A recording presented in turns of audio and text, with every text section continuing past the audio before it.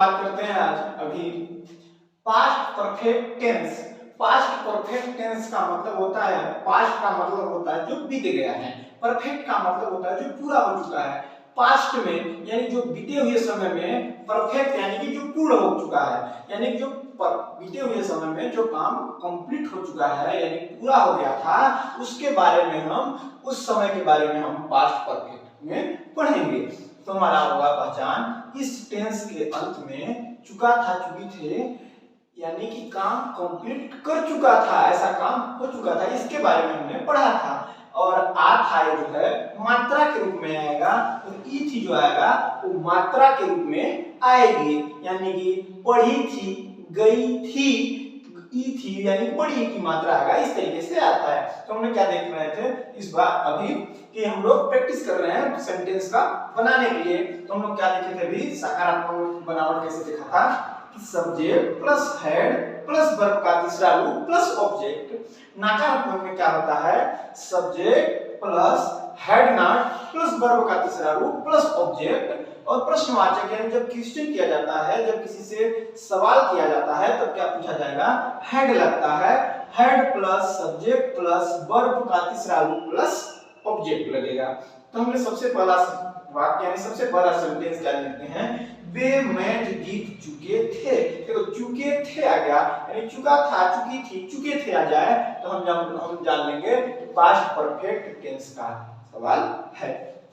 तो हमने देखा वे यानी कि सब्जेक्ट इसमें क्या है हमारा, वे हो जाएगा हमारा दे, दे यानी हो जाएगा दे, सब्जेक्ट हेड लगेगा, दूसरा नंबर पे क्या रहता है हेड, दे हेड। वर्ब का तीसरा रूप जितना होता है B, W I N, B माने होता है जितना, डब्ल्यू ओ एन बोन माने जितना, यानी कि दूसरा रूप हो जाता है। और B W O N bone, bone यानी बी बोन बोन, दूसरा और तीसरा रहता है सेम टू सेम होता है। तो हमारा बताएंगे बोन यानी कि जीता, यानी कि दे हैड बोन, क्या जीता वो, क्या जीते वो, मैच जीत गए, मैच जीत गए। अब निगेटिव में नकारात्मक में क्या लगाया जाता है, हैड नॉट लगाया जाता है, बस subject plus head not plus verb का तीसरा रूप प्लस सब्जेक्ट, यानी कि हम लिखेंगे दे हेड रहेगा, उसके बगल में नॉट लग जाएगा, they had not bone match, they had not bone match, यानी वो उसने यानी कि वे मैच नहीं जीत चुके थे। अब प्रश्न किया जाता है क्या मैच जीत चुके थे, क्या उसने ऐसा कर चुके थे, क्या वो ऐसा कर चुका था। तो हमने इसमें पूछ रहे हैं क्या वे मैच जीत चुके थे, तो हेड सबसे पहले लग जाता है, तो हेड, फिर सब्जेक्ट आता है, लिखेंगे हेड, दे, फिर क्रिया आता है, वर्ब आता है, बोन आएगा, फिर मैच। प्रश्नवाचक चिन्ह लगाया जाता है, क्वेश्चन मार्क का चिन्ह हम लोग प्रश्नवाचक में लगाते हैं, लगाया जाता है।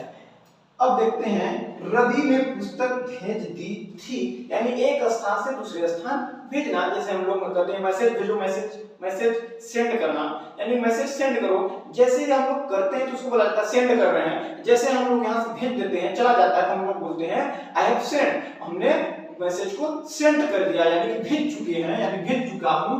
तो हम लोग क्या बोलते हैं सेंड करना, यानी कि भेजना, सेंड सेंड सेंड। दूसरा और तीसरा सेम टू सेम होता है।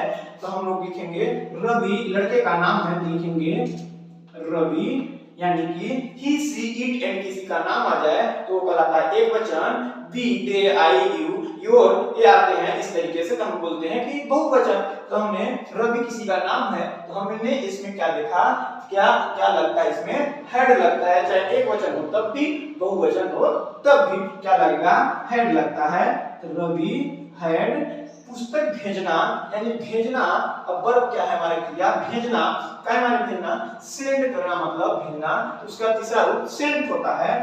Ravi had sent book, Ravi had sent book. अब इसका निगेटिव क्या बनाएंगे, कैसे बनाएंगे, बस हेड के साथ नॉट लगा देंगे, बाकी से सेम लिखेंगे Ravi had not sent book, Ravi had not sent book. अब इसको प्रश्नवाचक बनाएंगे। क्या क्या रवि ने पुस्तक भेज दी थी? क्या रवि ने पुस्तक भेज दिया था?